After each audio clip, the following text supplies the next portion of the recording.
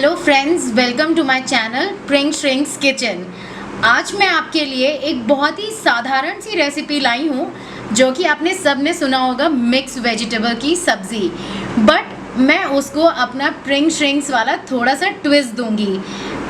तो मैंने उसका यूनिक नेम रख दिया है मिक्स वेज अंगारा। तो मैं उसके इंग्रेडिएंट्स बता देती हूँ कि हमें क्या क्या चाहिए। फर्स्ट ऑफ ऑल मैं ग्रीन पीस ले रही हूँ, साथ में मैंने कैरेट्स लिए हैं और थोड़े से कॉलीफ्लावर लिए हैं, थोड़ा सा पनीर लिया है।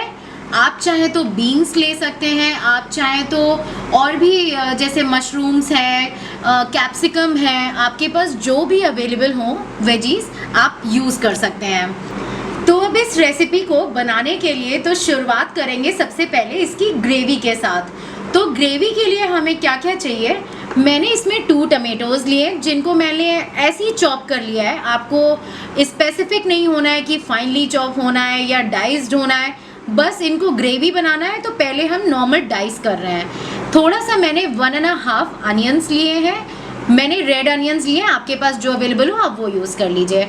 मैंने हैंडफुल थोड़े से कैश्यूज़ लिए हैं, अराउंड 10 ग्राम्स। तो ग्रेवी में डालने के लिए हमें थोड़े से ड्राई स्पाइसेस भी चाहिए होंगे। तो चलिए मैं आपको वो भी बता देती हूँ हमें क्या क्या चाहिए। थोड़ा सा मैंने 1.5 टीस्पून के आसपास कोरिएंडर पाउडर लिया है और ये थोड़ा सा 1 टीस्पून रेड चिली पाउडर लिया है।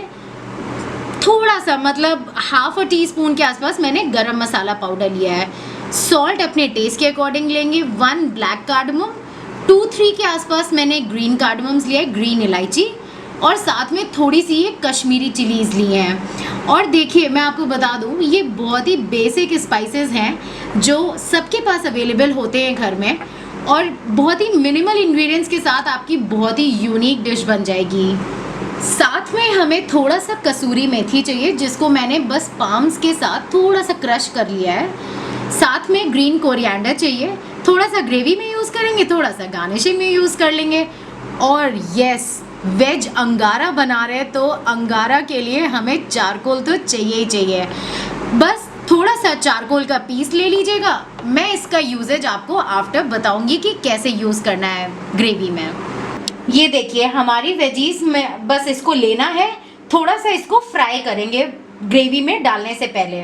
तो देखिए मैंने अपने पैन को ले लिया है, थोड़ा सा 1 टीस्पून के आसपास मैंने ऑयल ऐड किया है और अब इन सारी वेजीज को हम बहुत अच्छे से सॉटे करेंगे।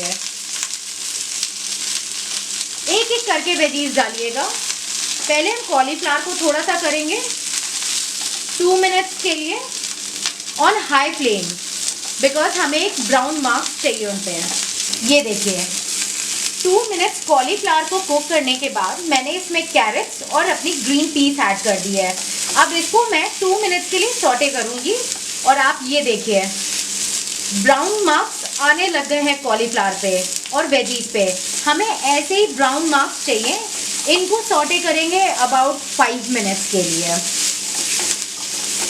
बट इनको प्लीज़ थोड़ा सा चलाते रहिएगा बिकॉज हम हाई फ्लेम पे कर रहे हैं ना, तो बर्न ना हो इसलिए। ये देखिए 5 मिनट सॉटे करने के बाद देखिए कितना अच्छा ब्राउन मार्क्स आ गए हैं। इसको सॉटे करने का एक रीज़न ये भी होता है कि जितना भी कॉलीफ्लावर या वेजीज का रॉ फ्लेवर होता है ना, वो सब गायब हो जाता है और अच्छी सी एक चारकोल वाला, जैसे कहते हैं ना, फ्राई वाली स्मेल आ जाती है। और बस अब मैं फिर से 1 टीस्पून ऑयल में अपने पनीर क्यूब्स को भी फ्राई कर लूँगी।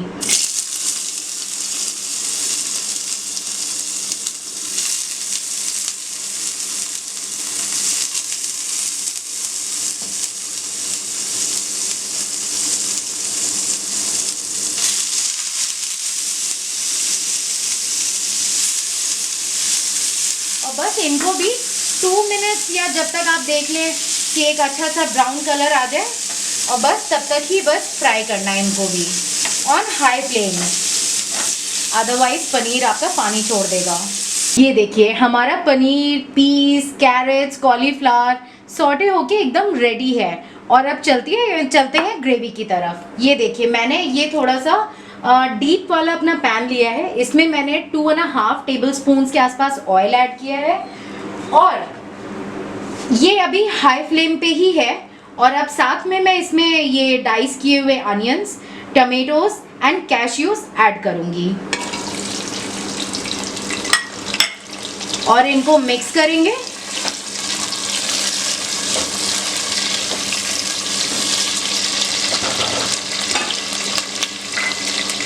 और इसके साथ साथ में हम जितने हमारे ड्राई स्पाइसेस हैं सबको एक साथ ऐड कर देंगे।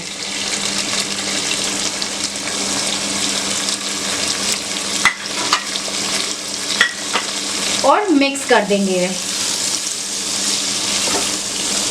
और इसमें around half a cup water add करेंगे और इसको ढक के कुक करेंगे एटलीस्ट 10 मिनट्स, जब तक हमारे अनियंस, टोमेटोज, कैश्यूज सब कुछ अच्छे से एकदम मशी ना हो जाए।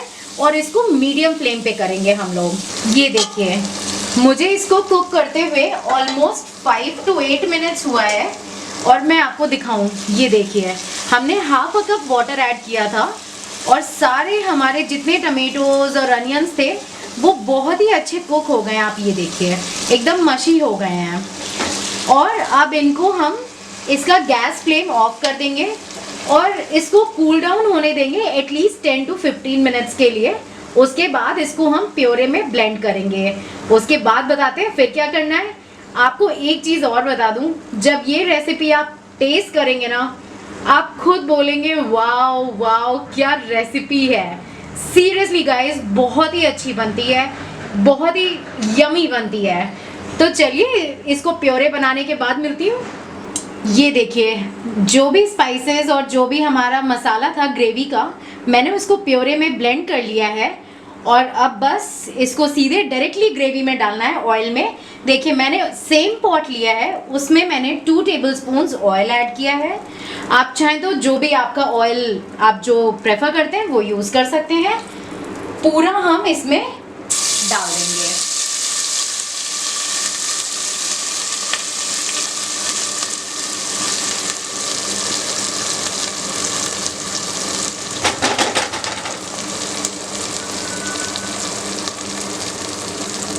ये देखिए जैसे ही ऑयल में डाला ना, देखिए ग्रेवी का कलर देखिए कितना अच्छा आ रहा है ना। और क्या बताऊँ, स्मेल तो इतनी डिलीशियस आ रही है ना, बहुत ही यमी लग रहा है मुझे तो अभी से देखने में। इसको बस 2 मिनट्स के लिए कुक करेंगे बिकॉज ऑलरेडी हमारी सारी चीज़ें कुकड हैं। बस ये देखिए ऑयल आने लग गया है ऊपर। बस 2 मिनट्स वेट करेंगे मीडियम फ्लेम पे। और अब ये देखिए ये जो हमारी वेजीज है, मैं सारी वेजीज को एक बार में इसमें ऐड कर दूंगी, मिक्स कर दूंगी। ये देखिए लग रही है ना कितनी अच्छी, एकदम ऐसा लगेगा रेस्टोरेंट वाला खाना घर में खा रहे हैं। बस एक चीज ध्यान रखिएगा, हमें सब्जियों को बहुत ज्यादा कुक नहीं करना है, जस्ट बिकॉज थी थोड़ा सा क्रंच ना सब्जियों में बहुत ही अच्छा लगता है। तो देखिए, और मैं ये सेम जो इस मिक्सी में मैंने अपना प्योरे ब्लेंड किया था, मैं सेम वाटर ऐड करूँगी। मैंने 1 कप वाटर ऐड करूँगी इसमें और एटलीस्ट जब तक इसमें एक बॉयल नहीं आ जाता है इसको हाई फ्लेम पे कुक करेंगे। एक बॉयल आने के बाद मैं इसको ढक के कुक करूँगी एटलीस्ट 10 to 12 मिनट्स। और 12 मिनट्स के बाद देखिएगा क्या बन के रेडी होगी। लेकिन उससे पहले हम थोड़ा सा अभी से ये जो कोरिएंडर है मैं थोड़ा सा इसमें अभी से डालूंगी ताकि कोरिएंडर की स्मेल हमारी वेजीज में और पूरी ग्रेवी में अच्छे से आ जाए। ये देखिए मेरी वेजीज को 12 मिनट्स हो चुके हैं कुक होते हुए और लास्ट इंग्रेडिएंट हमारा ये कसूरी मेथी है, इसको मैं ऐसे पूरे में डाल दूंगी। देखिए इस टाइम पे आप अगर चाहें तो चेक कर सकते हैं, अगर आपके कुछ स्पाइसेस कम या ज़्यादा हो तो आप डेफिनेटली उसको चेक कर सकते हैं। और बस इसको अच्छे से मिक्स कर दीजिए। ये देखिए लग रही है ना एकदम ज़बरदस्त सब्ज़ी और एकदम नए ट्विस्ट के साथ मिक्स वेज। आप इसको राइस के साथ खाइए, पराठे इसके साथ खाइए, रोटी इसके साथ खाइए, किसी के साथ भी ये मस्त लगने वाली है। तो चलिए अब इसको डिश आउट करते हैं और एक लास्ट स्टेप बचा है जो है हमारा चारकोल। ये देखिए मैंने इस चारकोल को क्या किया, हीट कर लिया है सब तरफ से, ये देख रहे हैं। और बस इसमें अब मुझे क्या करना है, ये देखिए मैंने एक बीच में अनियन रखा और इसको रखा, साथ में मैं बस इसमें 1 टीस्पून के आसपास ऑयल या घी, आपके पास जो भी अवेलेबल हो आप जरा सा ऐड कर दीजिए।